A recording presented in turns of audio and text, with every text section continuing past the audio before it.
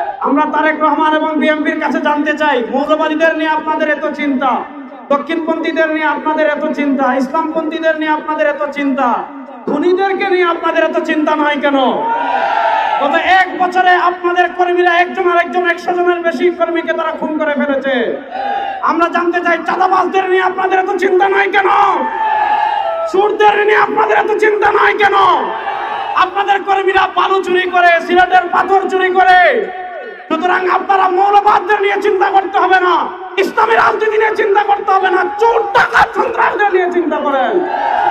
আপনারা দেখেছেন তারেক রহমান মৌলবাদের উত্থান নিয়ে খুব চিন্তিত।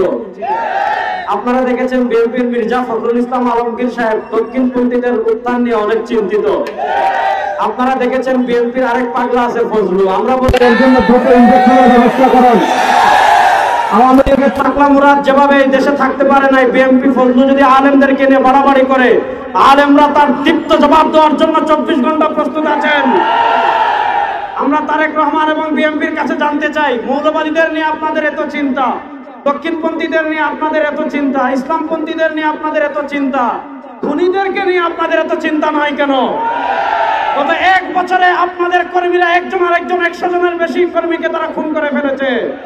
আমরা জানতে চাই, চাঁদাবাজদের নিয়ে আপনাদের এত চিন্তা নয় কেন?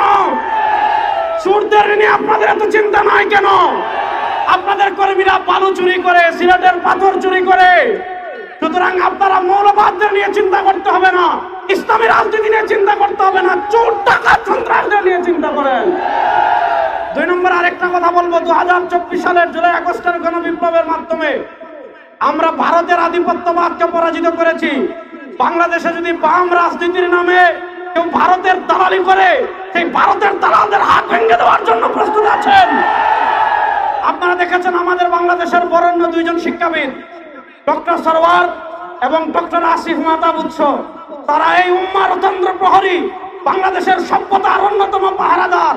তাদেরকে একটা বাংলাদেশের একটা কুলাঙ্গার তাদেরকে হত্যা করার হুমকি দিয়েছে। যে হত্যা করার হুমকি দিয়েছে তার পক্ষ নিয়ে এদেশের বামরা বিবৃতি দিচ্ছে। আমরা স্পষ্ট ভাষায় বলি, ডক্টর সরওয়ার এবং ডক্টর আসিফ মাহতাব এদেশে একা নয়, তার সাথে বাংলাদেশের সকল মুসলমান আছে। তাদের একটা পশম যদি বাংলাদেশে কেউ পাকা করতে চায়, কিয়ামত হয়ে যাবে, কিয়ামত হয়ে যাবে। সর্বশেষ আরেকটা কথা বলে আমি আমার বক্তব্য শেষ করছি। আমরা যেই নিয়তে তাহাজ্জুদ পড়ি, ওই নিয়তে ইসলামী আন্দোলন করি। আমরা যেই নিয়তে রোজা রাখি, ওই নিয়তে আমরা ইসলামী আন্দোলন করি।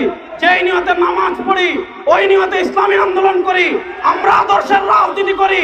আদর্শের রাজনীতি কখনো 1-2টা আসনের জন্য বিক্রি হতে পারে না। ইনশাআল্লাহ এবার যদি কেউ না থাকে বাংলাদেশে ইসলামের পতাকাকে বুলন্দ করার জন্য, কালেমার পতাকাকে বুলন্দ করার জন্য, বিশ্বাস জন্মনায় সৈনিকেরা প্রস্তুত আছেন না? আমার আপনাদের সাথে দেখা হবে ইনশাআল্লাহ। আসসালামু আলাইকুম।